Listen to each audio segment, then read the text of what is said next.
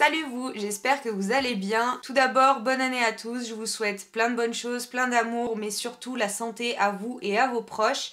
Et maintenant, on va pouvoir commencer. Aujourd'hui, on se retrouve pour une vidéo un petit peu différente de ce que je fais d'habitude. Je vais faire le bilan de mon année 2021, tout simplement. Oui, je sais, je suis en retard, je sais, mais j'ai eu du mal à trouver mon rythme en ce début d'année. J'ai eu besoin de me recentrer un petit peu pour pouvoir m'organiser au mieux. Je sais pas pour vous, mais ça a été galère pour ma part. Mais c'est bon, j'ai à peu près trouvé mon rythme, donc on se retrouve pour cette vidéo. En analysant cette année, en prenant un petit peu de recul, je me suis rendu compte que j'avais connu 3 réelles grosses périodes qui m'ont vraiment marqué. Et pour rien oublier, j'ai pris des notes. Et aussi pour éviter de retourner cette vidéo. Parce que oui, j'ai déjà tourné cette vidéo.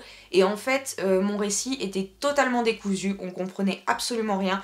Bref, on va pouvoir commencer avec la première partie que j'ai nommée le déclic.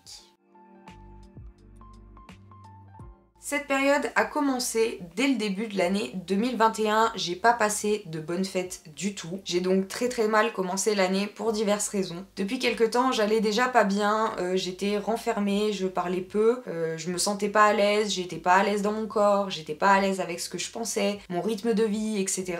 Ça n'allait pas. J'étais en couple à cette époque et ça n'allait pas, pas du tout même. Et le fait de vivre ensemble n'aidait pas forcément. Et en vrai, mis bout à bout, que ce soit la période un petit peu compliquée que j'ai connue en début d'année pour ma part au niveau mental, plus le fait que dans mon couple ça n'allait pas et qu'il y avait un bad mood constant, honnêtement ça a été beaucoup trop et j'ai eu besoin de prendre énormément de recul et de m'occuper de moi en priorité. Finalement j'ai quand même commencé à me poser beaucoup de questions parce que j'arrivais pas vraiment à identifier le problème, je savais pas si ça venait de moi ou si ça venait de mon couple. Mais en tout cas ce que je savais c'est qu'il fallait que je change quelque chose. Donc j'ai commencé à essayer de prendre soin de moi, m'occuper de moi, à essayer de reprendre mes passions puisque je suis quelqu'un qui dessine beaucoup, j'avais toujours rêvé d'ouvrir cette chaîne YouTube qui est maintenant ouverte, ce qui a été compliqué puisque dans mon couple ce n'était pas habituel, donc forcément quand vous n'êtes pas habitué à quelque chose, l'autre en face ne comprend pas systématiquement. Et en parallèle de tout ça, les engueulades malgré tout continuaient, c'était à peu près tous les 2 jours, voire tous les jours, et c'était pas forcément pour des choses très importantes au final, c'était plus souvent pour des broutilles que pour des choses réellement problématiques. On était tombé dans une spirale où on était tout le temps ensemble, forcément on vivait ensemble, mais surtout on s'occupait sans arrêt ensemble, on n'était jamais pratiquement séparés,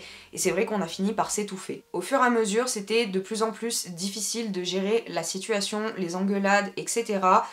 Finalement ça n'allait vraiment plus, donc à peu près à la fin mars on a décidé de se laisser un petit peu de temps, de faire un petit break, de plus se voir, de plus s'écrire et de voir ce qui allait se passer. Donc après ce fameux break où on a pu respirer chacun de nos côtés, j'ai décidé de marquer un petit peu le coup puisque la date de nos 4 ans arrivait début avril. Malgré que j'étais donc très sceptique au fait que ça allait réellement être différent, j'ai décidé donc de préparer le repas, de prévoir une soirée, de lui proposer de venir dormir à la maison une nuit. J'ai donc organisé la soirée, je l'ai invité à venir, etc. Mais bon, quand il est arrivé, je lui ai fait un smack du style, vous savez le smack quand vous êtes énervé, que vous avez envie de faire un bisou parce que c'est la politesse, mais qu'en même temps vous avez envie de lui faire comprendre qu'il y a une certaine distance encore. Enfin bref, donc il arrive, on se pose, etc. Et au bout de quelques heures, malheureusement l'ambiance était quelque peu tendue, on se parlait pas beaucoup. Moi j'étais un petit peu craintive, j'étais sur la défensive, et lui était un petit peu énervé, un petit peu tendu, donc on a fini par se prendre la tête. En gros lui il m'a expliqué qu'il aurait voulu que ça reparte de plus belle, un petit peu comme si c'était jamais rien passé, m'a reproché d'être distant, de pas lui parler, de pas être très avenante, ce qui était logique finalement, puisque moi je lui ai expliqué que pour l'instant on s'était pas vu depuis quelques temps et que j'avais rien vu qui avait changé et qu'à force d'entendre qu'il allait changer et que rien ne se passait, j'avais forcément besoin de voir un petit peu des actes dans ce sens-là, et que dans ce cas-là, tant que je verrais rien, et ben je pourrais rien oublier. Donc ce jour-là, le ton a monté, on s'est envoyé des noms d'oiseaux, etc. Enfin bref, une dispute, une vraie dispute, je crois la plus grosse qu'on ait jamais eue. Et puis il m'a sorti une phrase, une seule phrase, qu'il aurait fallu jamais qu'il sorte. Il a attaqué la seule personne qu'il ne faut absolument pas toucher, c'est-à-dire ma maman. On peut m'insulter, on peut me rabaisser, même si en vrai c'est pas tolérable, mais je préfère qu'on s'en prenne à moi plutôt qu'on touche finalement à la personne la plus importante dans ma vie. Du coup, à ce moment-là, j'ai complètement arrêté de crier. Je suis devenue complètement calme, même en étant énervée. De l'extérieur, j'étais devenue complètement froide. Je lui ai demandé de prendre ses affaires et de partir, que c'était fini. Sur le coup, il m'a pas cru, il pensait que j'avais dit ça sur le coup des nerfs, mais non, c'était fini pour moi, j'avais plus envie de cette relation, Je voulais plus qu'on soit ensemble, je voulais plus de tout ça. Donc voilà, ça a été tout simplement notre rupture, ça a été le point de non-retour. Malheureusement, il pouvait pas prendre toutes ses affaires en sachant qu'on vivait ensemble, il fallait qu'il ait un petit peu le temps de se retourner, ce qui est complètement logique. Et malgré tout, j'ai quand même empaqueté ses affaires et je les ai mises au fond de mon armoire. Je voulais plus voir quoi que ce soit qui lui appartenait. Ça m'avait épuisée, j'étais à bout. J'étais à bout. Le temps a passé et j'ai fait les démarches pour faire passer le chien qu'on avait acheté ensemble à mon nom puisqu'il était prévu que s'il y avait une rupture, c'était moi qui le garderais. Mais j'avoue que cette période-là a été légèrement stressante puisque, vous savez, il y a toujours un moment ou un laps de temps où l'ancien propriétaire peut toujours se retourner pour refuser que le changement de nom apparaisse sur la carte d'identité du chien. Et j'avoue que, sachant qu'il m'envoyait encore des messages et qu'il essayait quand même de rentrer en contact avec moi, j'ai énormément craint qu'il utilise ce moyen de pression, si je puis dire, pour me garder dans son entourage. Enfin bref, le temps que les papiers arrivent, évidemment, j'étais plus que stressée. Bon, heureusement, tout s'est bien passé. Au final, le chien est à mon nom, maintenant il est avec moi. Mais ça a quand même été une période très compliquée. Après tout ça, j'ai eu une période de dépression parce que je me suis rendu compte que pendant cette relation c'était devenu tellement toxique que je m'étais complètement oubliée. J'avais absolument tout fait pour essayer de lui convenir et c'est une erreur de ma part puisque à force de faire en sorte que l'autre soit toujours heureux, vous finissez par oublier vos propres besoins. Comme pendant longtemps je vivais uniquement pour mon couple, ça a été une période très compliquée dans le sens où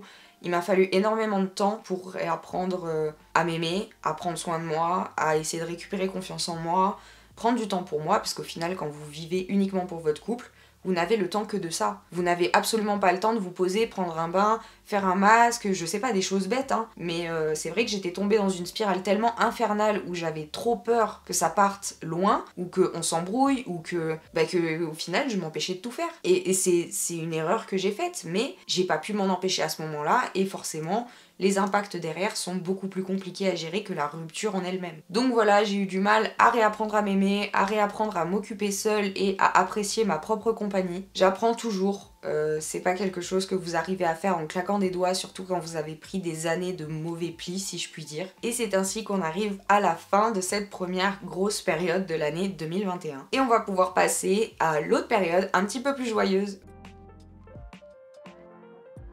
Donc cette période a été la plus stressante de l'année puisqu'elle n'était absolument pas prévue. On est à peu près au mois de juin et un soir, ma mère et moi, on se pose et on discute puisque ça faisait quelques temps qu'on pensait à déménager de la Côte d'Azur mais on savait pas réellement où aller et est-ce qu'on partait vraiment. On savait qu'on voulait plus rester là-bas puisqu'on se sentait vraiment pas à l'aise et que moi je venais de me séparer et elle était plus en couple non plus, donc on n'avait plus aucune raison de rester sur place. Mais c'est vrai que sur le moment on hésitait entre partir dans un endroit qu'on connaissait pas et tout recommencer à zéro, ou plutôt décider de repartir là où était notre famille, aux alentours de Grenoble. Et puis finalement, on s'est dit, quitte à déménager, autant se rapprocher de ceux qu'on aimait, puisque ça faisait des années qu'on les avait pas vus, et qu'on se sentait pas forcément de tout recommencer dans une ville où on connaissait pas, et tout reconstruire, etc. Et pour être honnête, on s'est dit que ça serait quand même plus facile de recommencer notre vie là-bas, surtout que on allait être très bien entouré. Après cette discussion, on s'est donné entre 6 mois et 1 an. C'était pas prévu qu'on parte en claquant des doigts, on voulait faire les choses bien. J'ai quand même appelé ma famille pour les prévenir, dont mes grands-parents et mon père.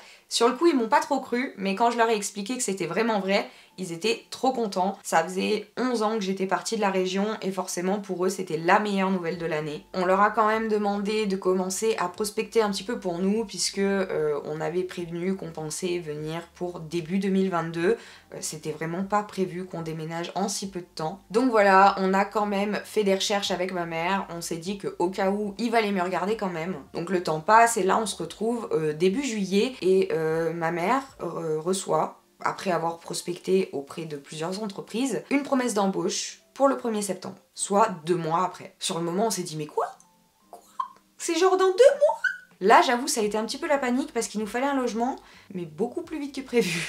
Donc après des heures, des jours de recherche et beaucoup de stress, on est tombé sur une annonce. Elle nous a complètement tapé dans l'œil, c'était une maison individuelle, juste trop belle. Donc sur le moment, on était très contente mais un petit peu frileuse, donc on a appelé quand même, en expliquant donc la situation, qu'on était à 500 bornes, qu'il fallait qu'on vienne, que ma mère devait attaquer le travail début septembre, qu'elle avait une promesse d'embauche, etc. Que ma famille était sur place. Et c'est finalement grâce à ça qu'on a réussi à avoir la location, puisque mes grands-parents se sont déplacés pour l'état des lieux. et ma mère avait déjà des papiers suffisants. Donc ma mère raccroche, puisqu'on avait une super bonne nouvelle, et là on se regarde et on a un petit peu la douche froide. On se rend compte qu'on n'a absolument rien de prévu, ni de transporteur, ni de carton, puisque c'était pas prévu que ça se passe aussi rapidement. Donc au final, ça a été complètement la course. Il a fallu qu'on court après les cartons, qu'on court après le transporteur, qu'on s'organise. Ma mère a fini de travailler même pas 2 jours avant qu'on parte de la maison là où on était. Et puis le jour J est arrivé le 25 août. On attendait déjà les déménageurs qui devaient venir à 10h30 du matin,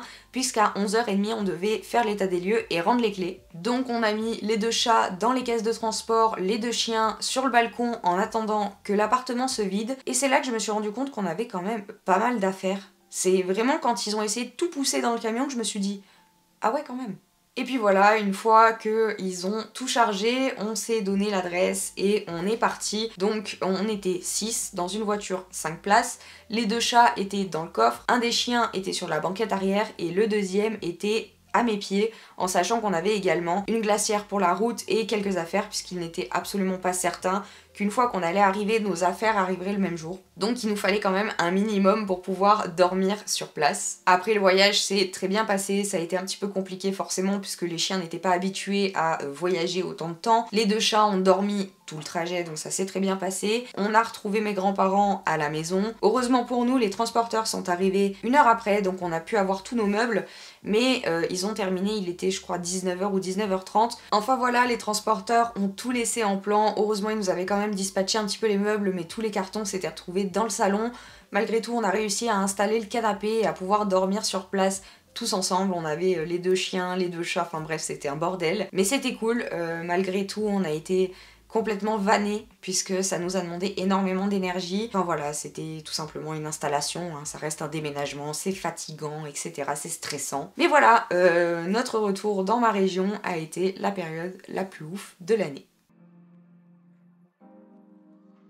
Ça a été une fin d'année riche en émotions, forcément ça faisait des années que j'avais pas partagé des moments forts avec ma famille et j'étais arrivée pour mon anniversaire et pour les fêtes de fin d'année, donc forcément ça allait être fou. Ma famille m'a prévu justement un anniversaire complètement inoubliable ce jour-là, j'ai rien eu à faire, tout le monde était présent, tout le monde avait tout prévu. La chérie de mon père m'a fait un repas mais digne des plus grands restaurants, je me suis régalée. Elle a même réussi à me faire aimer certaines choses que je n'aimais pas. J'ai passé une soirée géniale, déjà parce que j'ai très bien mangé, et aussi parce que je me sentais enfin chez moi. J'étais entourée des gens que j'aimais et j'étais trop heureuse. Donc voilà, j'oublierai jamais mon anniversaire et mes 27 ans. Et on arrive à la plus belle période de l'année, c'est-à-dire Noël et le jour de l'an, et forcément je vous laisse imaginer, après des années d'absence, à quel point ça a été fort comme moment. On s'est tous retrouvés, on était tous ensemble, on a très bien mangé, on a profité, c'était absolument magique. J'étais tellement contente de pouvoir être entourée de mes proches les plus importants et d'être auprès d'eux. Je me sentais enfin chez moi, enfin à ma place, et ça faisait des années que j'avais pas ressenti ça. Donc honnêtement,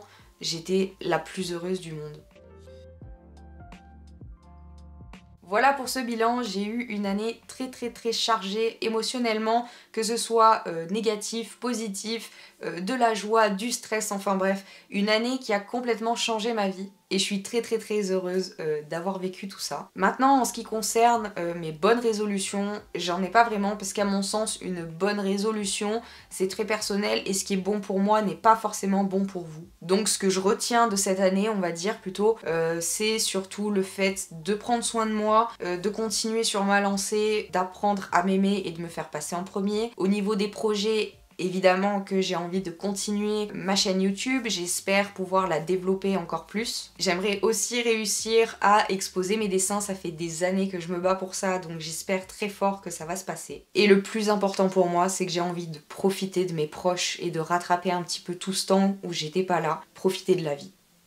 Voilà pour cette vidéo, dites-moi en commentaire ce que vous voulez le plus pour cette année, ou si vous avez de bonnes résolutions, n'hésitez pas à nous le partager si vous le souhaitez. Je vous souhaite encore plein de bonnes choses, plein d'amour et surtout la santé. Et si vous avez aimé cette vidéo, n'hésitez pas à la liker, à vous abonner, à activer la cloche des notifications pour ne rien louper. Et moi je vous dis à bientôt dans une prochaine vidéo. Bye.